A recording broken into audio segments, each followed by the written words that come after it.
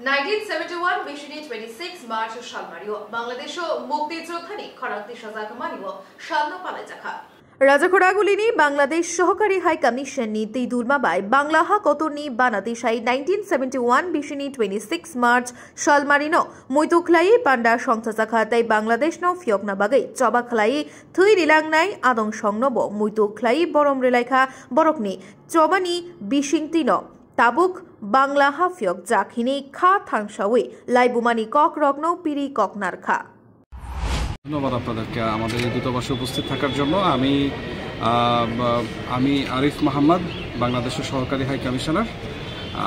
এই বাংলাদেশ সহকারী high commission আগরতলার পক্ষ থেকে আমি আপনাদের মাধ্যমে সমগ্র ত্রিপুরাবাসী তথা এই ভারতের জনগণকে আজকের এই বিশেষ দিনে শুভেচ্ছা জানাচ্ছি।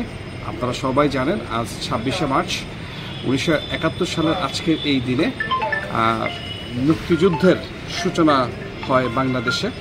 তৎকালীন পূর্ব পাকিস্তান দেশটিতে পাকিস্তানি হানাদার বাহিনীর বিরুদ্ধে বাঙালি জাতি এক দীর্ঘ সংগ্রামে এদিন আমরা যুক্ত হই এবং 9 মাস সংগ্রামের পরে ডিসেম্বর মাসের 16 তারিখে আমরা পরিপূর্ণ বিজয় অর্জন করি।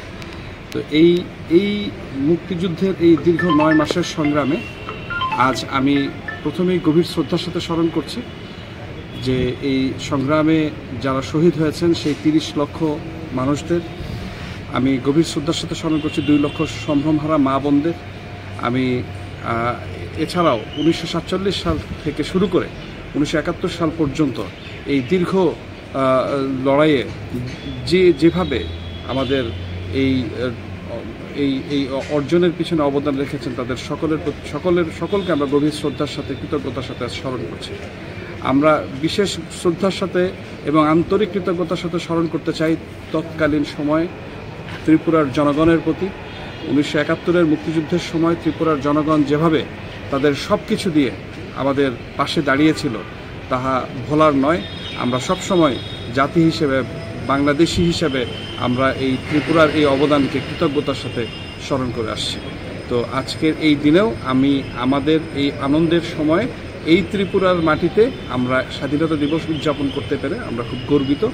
আমরা ত্রিপুরারই জনগণকে সাথে নিয়ে আজ সন্ধ্যার সময় আমরা রাজধানীর হোটেল পোলো টাওয়ার্সে আমরা একটি রিসেপশন করতে যাচ্ছি।